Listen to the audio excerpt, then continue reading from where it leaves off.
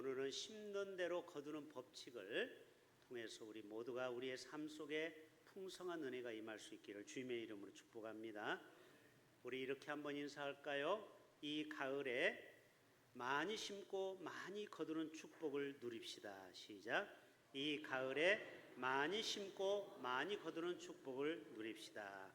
아멘. 우리나라 속담에 콩 심으면 팥 심으면, 이 속담을 경남은행이 이렇게 바꿔서 현수막에 걸어놨더라고요. 콩 심으면 콩 나고 연금을 심으면 순금이 난다. 연금을 많이 가입하라고 이렇게 홍보하는 내용을 봤습니다. 우리가 무엇을 심는 대로 우리가 나중에 그거를 잘 거두게 되겠죠. 어떤 사람은 기도를 심는 분이 있어요. 정말 자녀들을 위해서 눈물로 씨앗을 뿌리는 분도 있죠.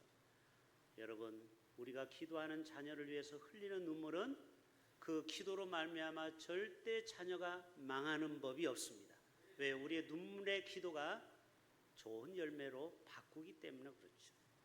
또 어떤 사람은 성씨를 심은 분이 있어요. 이 씨를 뿌리면요 반드시 아름다운 열매를 맺게 됩니다.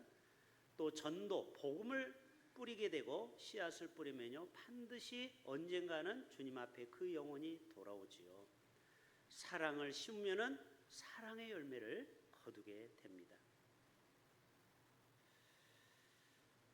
우리가 어떤 생각을 갖느냐에 따라서 우리의 입에도 그대로 나타나죠. 이거를 인풋과 아웃풋이라는 단어를 씁니다. 인풋은 뭐냐?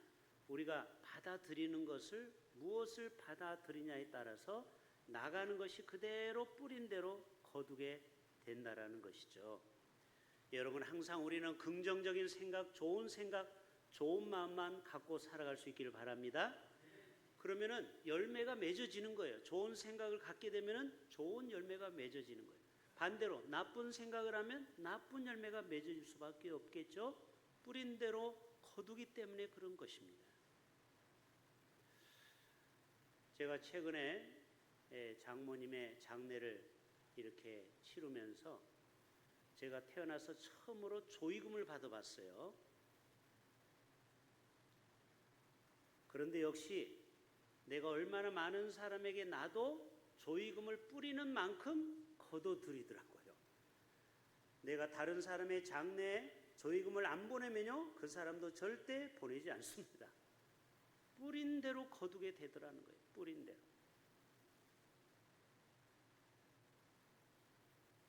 건강관리도 우리가 잘 해야 됩니다.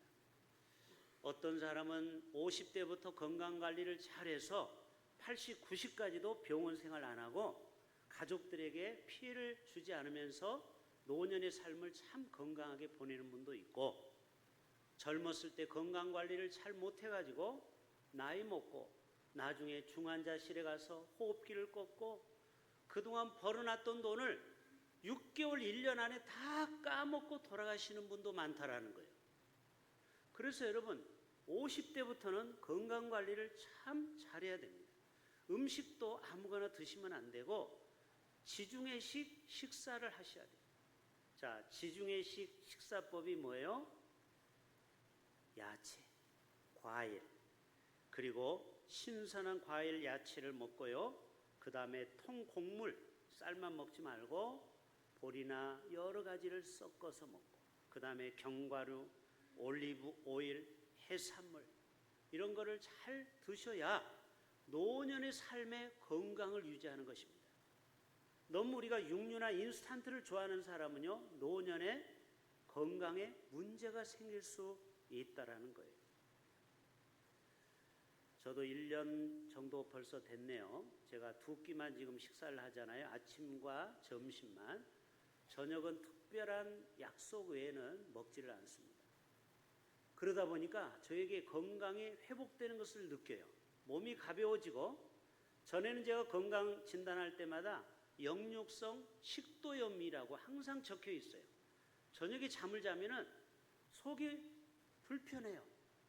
뭔가 신물이 올라와요. 그런데 5시 이후에 음식을 안 먹었더니요 속이 얼마나 편안하고 좋은지 몰라요. 여러분, 우리가 건강관리를 지금부터 잘 해야 김영석 교수처럼 104세까지 건강하게 사실 줄로 믿습니다. 여러분, 김영석 박사 알죠? 지금도 건강하게 사셔요. 그분의 건강의 법칙은 소식이에요. 작게 먹는 거예요. 여러분, 절대 과식하는 습관 안 좋은 것입니다. 여러분, 우리가 무엇을 먹느냐가 그대로 나타나는 겁니다. 여러분, 콜라를 벌컥벌컥 마시고 나중에 조금 있다가 뭐가 나와요? 트름이 나와요. 그러면은 내 입에서 뭐가 나요? 콜라 냄새가 진하게 나옵니다. 또 겨울에 무를 먹으면요, 이 무가 참 좋은 거죠. 인삼이라고 하잖아요. 무를 먹고 나면 소화가 잘 돼. 그래, 트름이 나오는데 냄새가 무슨 냄새가 나요? 무 냄새가 나오는 거예요. 무엇을 먹든지 무슨 생각을 하든지 이게 그대로 인풋하면 아웃풋이 된다라는 것이죠. 오늘 7절을요, 메시지 성경에 이렇게 나와 있습니다. 착각하지 마십시오. 어느 누구도 하나님을 속일 수는 없습니다. 사람은 심는 대로 거두게 마련입니다. 오늘 7절에 오면은 스스로 속이지 말라고 했죠. 어떤 사람은요, 노력이라는 것을 씨앗을 심지도 않고 성실을 심지도 않고 막연히 자신의 인생이 잘 될 거라고 자신을 속고 또 착각하며 살아가는 사람이 있을 수 있다라는 거예요. 여러분, 열심히 젊었을 때 일 안 하고 노력 안 하는 사람이 어떻게 노년의 삶을 경제적으로 우리가 걱정 없이 살아갈 수 있습니까? 뿌린 대로 거두는 거예요.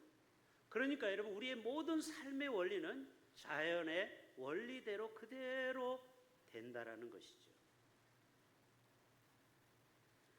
러시아의 작가 톨스토이가요, 나중에 예수를 믿고 그리고 좋은 책을 많이 썼어요. 기독교적인 신앙의 책을 쓴 것 중에 하나가 바보 이반이라는 책을 썼어요. 자, 한번 보여줘 보세요. 자, 러시아에 아들이 셋이 있었어요. 그래서 큰아들은 꿈을 갖고 요즘 말하면 육군사관학교에 가서 아주 성공적으로 멋진 군인이 됐어요. 둘째는 비즈니스가 돼가지고 돈도 많이 벌고 잘 풀렸어요. 근데 셋째 막내는 도시로 안 나가고 시골에서 농사만 짓고 있는 거예요. 그러니까 형들이 너는 이 바보야 해서 바보 이반이에요. 첫째 이름은 세콘이라는 형이고 두 번째는 타라스라는 형이에요. 그런데 여러분, 인생은 세옹지마라고 했죠. 이 군인이 퇴역을 하고 투자를 잘못해서요, 나중에 모든 재산을 잃어버리고 완전히 빈털터리가 되어버렸어요. 또 둘째가 그렇게 잘 나가던 비즈니스맨이 그만 부도가 나면서 쫄딱 집안이 망해버렸어요. 그래서 의지할 것은 시골에 사는 막내 이반의 집에 가서 먹고 사는 길밖에 없어요. 근데 이 막내가 얼마나 마음이 착한지 형들 다 와도 내가 다 쌀이 많으니까 충분히 먹고 살 수 있다고 이 형들을 부양하기 시작했어요. 그런데 형들한테 이렇게 주의사항을 줍니다. 우리 집에는 밥을 먹을 때 우선순위가 있는데 이 손에서 열심히 일을 해서 굳은 살이 배긴 사람이 제일 좋은 자리에 앉고 손이 부들부들한 사람, 일도 안 한 사람, 게으른 사람은 저 끝에 앉아 있다가 음식이 남으면은 먹을 수가 있는 거예요. 그때 형들은 거기에서 큰 깨달음을 얻은 거예요. 동생은 묵묵하게 바보처럼 농사만 수십 년을 지었지만 결국 뿌린 대로 거둔다라는 진리를 거기서 깨닫게 되었다라는 것입니다. 혹시 여러분, 우리 가운데 요행을 바라는 사람이 있습니까? 아직도 젊은이들은 로또를 사고 대박을 바라고 있습니까? 여러분, 이것이 모든 것이 뿌리지 않고 거두려고 하는 바로 도둑놈 심보입니다. 어찌 뿌리지도 않고 쉽게 돈을 벌려고 하는 그러한 생각을 갖고 있습니까? 그렇다 보면요, 나중에 죄의 유혹이 옵니다. 이거 짧은 시간 안에 큰 돈을 벌 수 있어. 이런 유혹이 오고 그러다가 잘못돼가지고 돈을 다 날리는 경우가 얼마나 많이 있습니까? 바로 뿌린 대로 거두는 법칙을 우리는 기억해야 되는 것입니다. 예, 이제 입안은 들어가도 돼요. 오늘 7절을 한번 다 같이 볼까요? 다시 한번 봅니다. 7절. 스스로 속이지 말라. 하나님은 업신여김을 받지 아니하시나니 사람이 무엇으로 심든지 그대로 거두리라. 무엇을 심든지 그대로 거둔다라는 것입니다. 성경의 두 여인을 제가 한번 생각해 봤어요. 첫 번째는 룻이라는 한 여인이 나옵니다. 이 룻은 그만 남편이 또 시아버지가 죽고 말았어요. 그래서 이제 혼자 청산가부가 됐지만 둘째 동서는 이제 시어머니가 너 젊으니까 다른 데 가서 새 살림을 차리라 할 때 얼씨구나 좋다고 떠나버렸어요. 그런데 이 마지는 끝까지 그 어머니를 모시는 효심을 보게 됩니다. 여러분, 이게 좋은 뿌리를 내린 것이죠. 좋은 씨를 뿌린 거죠. 어머니께서 가시는 곳에 나도 가고 어머니께서 머무시는 곳에 나도 머물겠나이다. 어머니의 백성이 나의 백성이 되고 어머니의 하나님이 나의 하나님이 되시리니 어머니께서 죽으시는 것에 나도 뭐하리라? 죽으리라. 생사고락을 같이 하겠다라는 거예요. 얼마나 이 며느리가 아름답습니까? 그런데 세월이 갔어요. 이제 혼자 살고 있는데 늘 이 가난한 집은 남의 부잣집에 가서 그 귀퉁이에 벼의 이삭을 주워가지고 먹고 사는 인생이에요. 자, 두 번째 사진 보여주세요.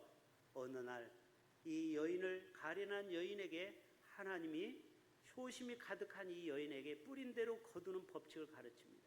저 망토를 입은 사람이 누구일까요? 보아스죠. 보아스를 만나게 되는 거예요. 이건 우연이 아닙니다. 하나님이 다 플랜을 짠 거예요. 연출을 한 거예요. 왜요? 이 여인은 부모에게 효를 다하는 것을 뿌렸기 때문에 거두는 축복을 지금부터 시작이 되는 거예요. 그래서 결국 유력자가 돼서 이 사람은 친척이지만 그 마을에서 가장 부유하고 권력을 진, 요즘 말하면 시의원이나 국회의원 정도 되는 빵빵한 사람이에요. 잘 나가는 사람이에요. 그 사람하고 결국 나중에 결혼을 하게 되고 누구를 낳게 됩니까? 우리가 잘 아는 오벳을 낳게 됩니다. 그리고 오벳이 또 아들을 낳게 되죠. 바로 손자죠. 바로 이새를 낳고요. 그 다음에 또 증손자를 보게 되는데 바로 다윗 왕을 낳게 되죠. 결국은 룻은 손자가 누구예요? 왕의 가문을 이어가게 되는 겁니다. 그리고 16대를 거쳐서 왕이 계속 나오고 메시아 예수 그리스도가 이 여인의 가문에서 나오게 되는 거예요. 보세요. 그렇게 시어머니를 잘 복양하고 하나님의 뜻대로 어른을 공경했더니 뿌린 대로 거두게 되는 것입니다.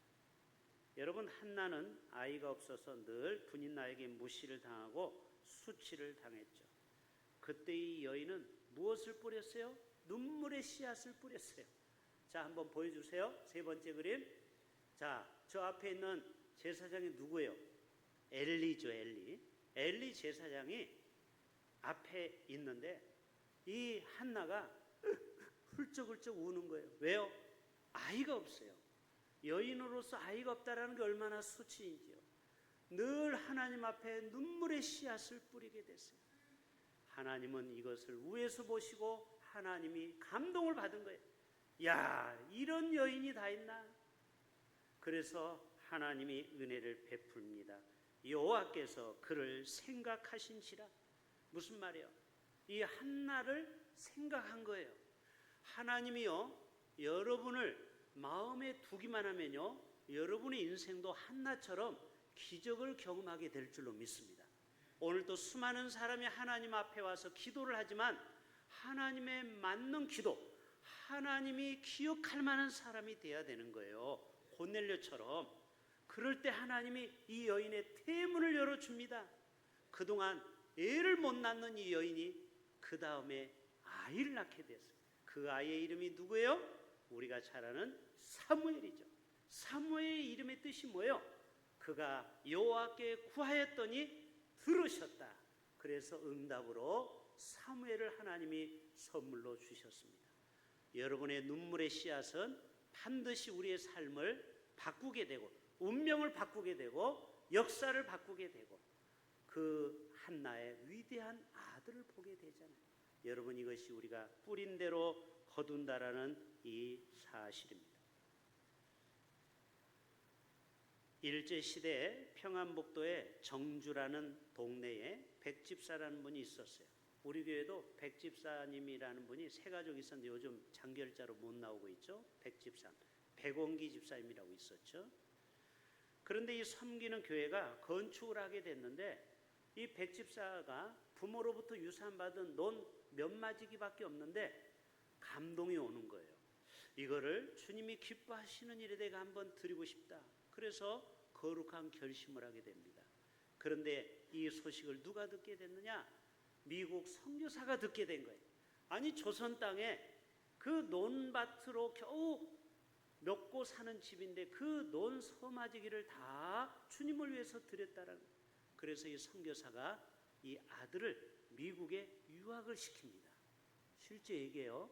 그래서 이 아들이 프린스턴 거기에 대학을 다니고 예일 대학에서 PhD 철학 박사를 받고 한국에 와서 연희 전문이라고 있죠. 지금의 연세대학교 교수가 됩니다. 네? 이 가난한 집 농부의 아들이. 그리고 나중에 이분이 문교부 장관도 합니다.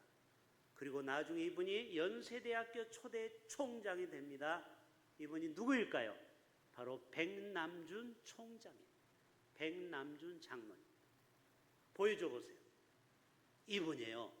생긴 거는 굉장히 좀 우락부락하게 생겼더라고요. 흑백 사진이죠. 옛날 사진이라서. 여러분, 이분은 이 어머니가 주님 앞에 믿음으로 드린 그 작은 논 몇마지기를 통하여 하나님은 뿌린 대로 거두는 법칙을 이 가문을 통해서 우리에게 보여주고 있는 것입니다. 여러분, 인천에 가면은 총동원 주일로 유명한 교회가 바로 주한장로교회라고 있죠. 지금 이 교회는 우리나라 10대 교회 중에 하나입니다. 5만 명에서 7만 명이 모이는 큰 교회죠. 이 교회가 나겸일 목사님이 목회하시다가 이제 은퇴하시고 제2대 후임자가 오셨는데 바로 그분이 주기철 목사님의 손자인 주승중 교수님이 후임 담임 목사로 가게 된 거예요. 이분은 우리 통합측 장로교 신학대학의 교수인데 청빙을 받고 그 큰 교회 담임 목회를 지금 잘 하고 계십니다.